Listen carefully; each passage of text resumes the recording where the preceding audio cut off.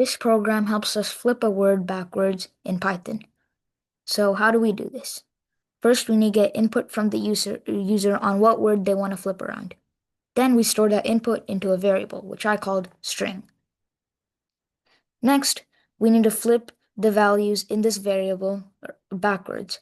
So what we do is we write this piece of code, which basically just does just that.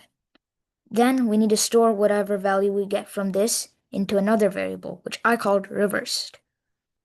Finally, to give the user output, we need to print out a sentence which basically says the original word which they put in quotations backwards is, and then the output.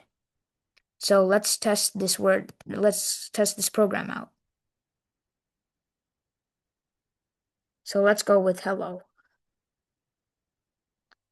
And here is the output. Hello backwards is OLLEH.